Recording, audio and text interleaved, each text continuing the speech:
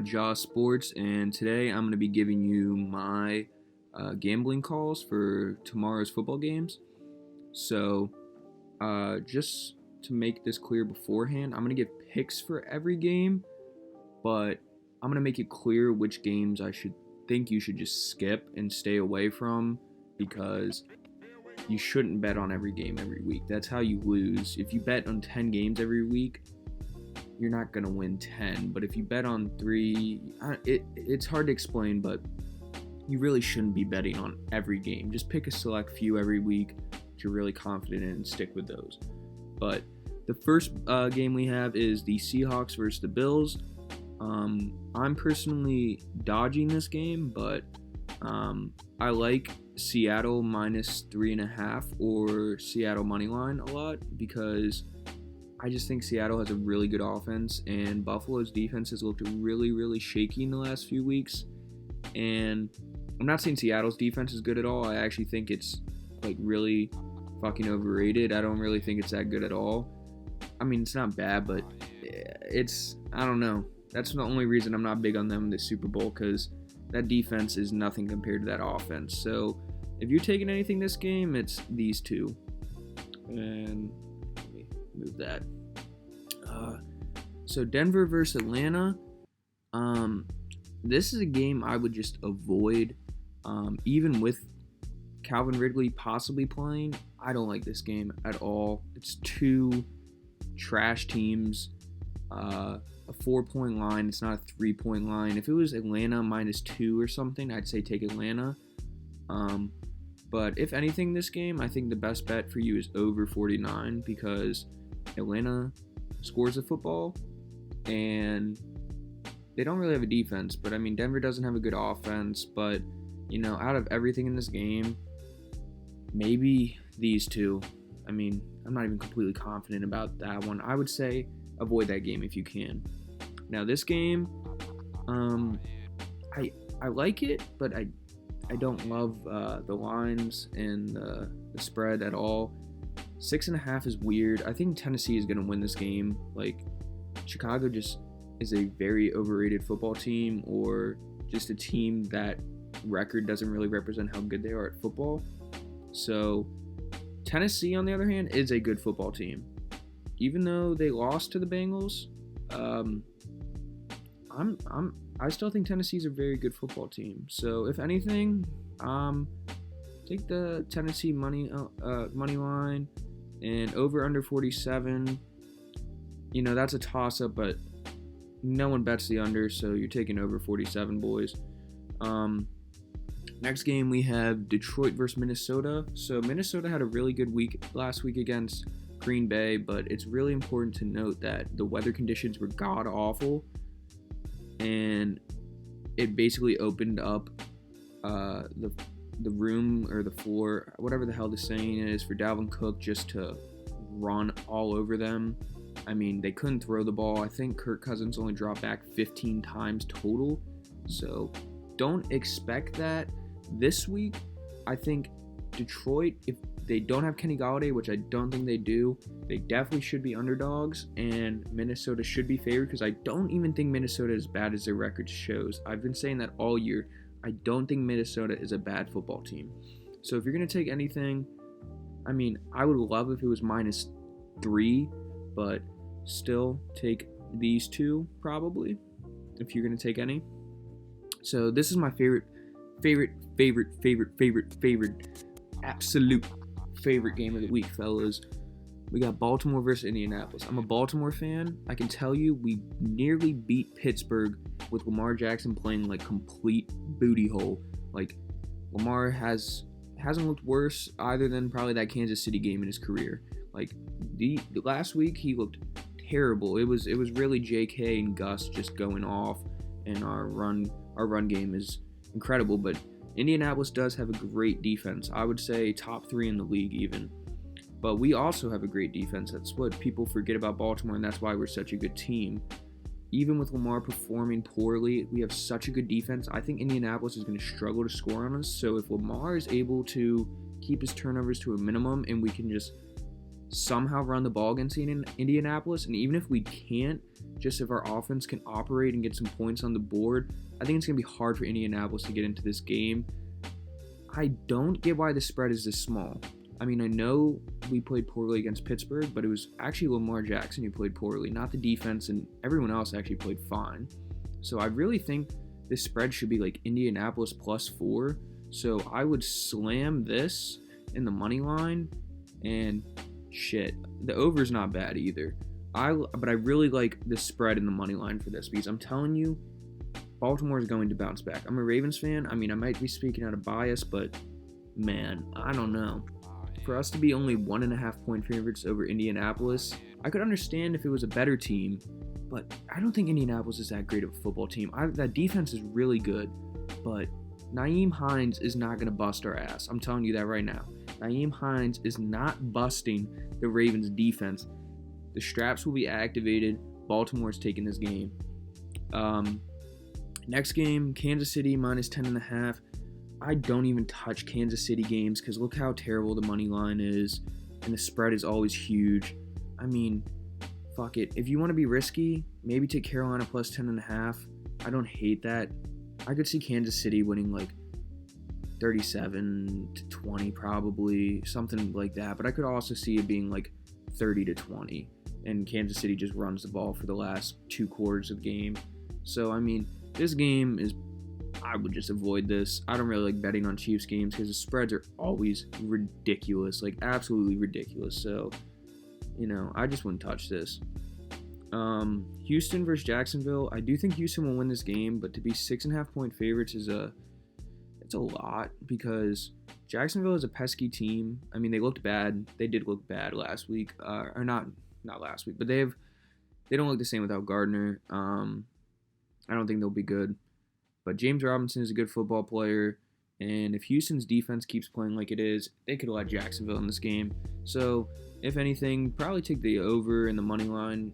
I mean, the spread even, but 6.5 is a lot. I would like it a lot more if it was 4.5, but I definitely like Houston in this matchup. Now, for New York versus Washington, this one is a bit different because last time we actually saw Washington with the chance to tie the game and send it into overtime, but they went for 2 on a play that almost looked like they weren't even trying to score on, like they were trying to throw this game.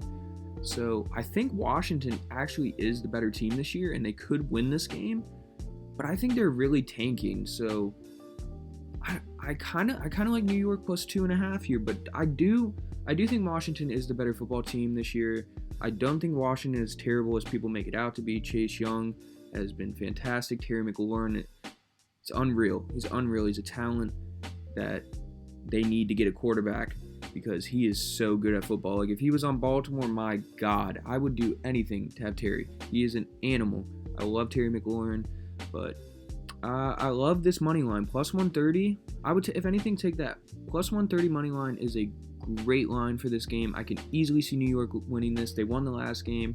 Washington has looked better every week. Antonio Gibson looked good last week or 2 weeks ago, but you got to remember they were playing Dallas, which is a scrub tier defense. I'm telling you, any week in fantasy, you have a running back playing against Dallas, you start. That's a start and lock. It's no questions asked. That defense could not stop a 400-pound, obese, 50-year-old man running. I'm telling you, that defense is awful against the run. But New York doesn't have a great running back situation with Wayne Gallman, so I like New York Giants +130. Now, this is a pick'em game, Las Vegas versus the Chargers. It's really just who you like. I personally am huge on Justin Herbert, but I also think Derek Carr has looked great this year, so I really do think this is a toss-up. But Chargers have blown a lot of leads, and they have a hard time keeping their grips on games, and a team like Las Vegas that was able to beat the Chiefs, and that game against the Browns last week, the weather was god-awful, so you can't even really use it as judgment, but Josh Jacobs looks rejuvenized.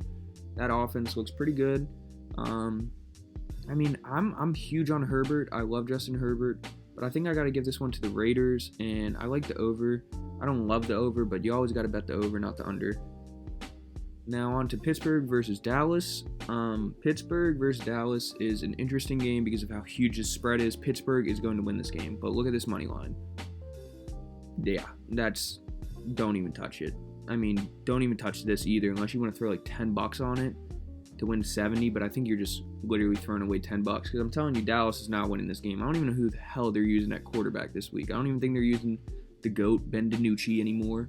So, yeah, I would just avoid this. But I could see Pittsburgh just literally dropping 21 and a quarter. So I'm going to take the over here because out of anything here, I got to like the over just because of how bad Dallas defense is and how good I don't know how great Pittsburgh's offense is, but their defense is great, and I think their defense could realistically probably score a touchdown this game or even two pick sixes. Is not out of the realm of possibility. I mean, Pittsburgh has a great defense, and Dallas, I don't even know what the hell they're doing this year. They really should have made a move for Fitzmagic, in my opinion. But next game is Miami versus Arizona. I think Miami is a very good football team this year that is overlooked. I'm not very good, but they're a good football team. Overlooked for sure. Miami +5 though. It's an interesting bet because I really could see Arizona beating them by 10. It's like a second start. Kyler is playing at an MVP level, but if anything, I'm taking this game because I don't really like the returns on the -5. Put $10 on the money line, +185. Tua is, if he plays better than he did last week and Miami's defense plays how they did last week, they do have a legitimate shot at winning this football game. And I like +185. I wish it was like +220, but, I'll take that. And I like over 49 because that Arizona offense is polarizing. And, I mean, Miami could put up points if Tua plays like he did in college, but that's a big if. We'll have to see. Now, the second to last game is New Orleans versus Tampa. This is a game I actually hate and I am not touching, but I have to give a call because it's like the game of the week. New Orleans versus Tampa is interesting because it's Drew Brees versus Tom Brady. Tom Brady now has Antonio Brown and Godwin back this week, and the Saints have Michael Thomas returning. The GOAT at the slant. Slant boy is back to save your fantasy teams as well. But,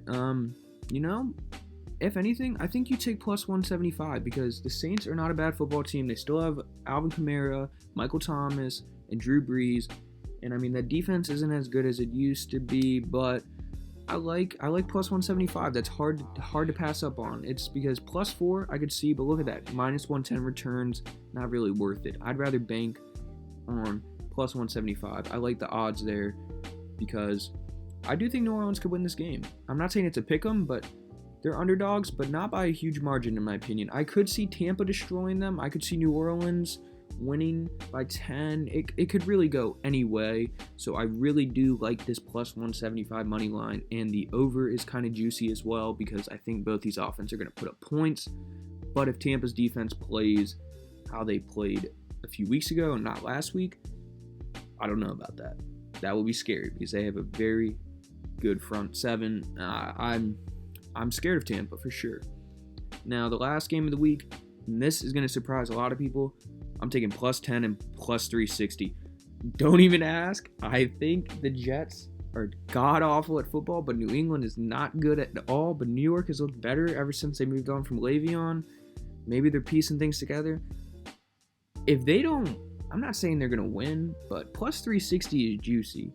And +10 against this New England offense when Cam Newton doesn't look like he could hit like a target wide open if he wanted to. It's really hard to bet on New England. So I'm going to just have to go with the underdog here in the Jets because +360, you put $20 on that, you're going to come up. You're going to come up for sure. And +10, I mean, that's -110, which isn't as juicy. So if you really just want to do a low risk, high reward bet of the week, I'm telling you, take the Jets. They could get blown out. This game could go either way, but the Jets, they suck. They really do suck. But New England sucks, but just not as much, So I like New York here. I'm not saying I like them to win, but I like their chances for an upset. I think out of the rest of this season, this is about one of the only 2 games they really even have a chance of maybe winning. So if you want to go 1-15 instead of 0-16, this is their week.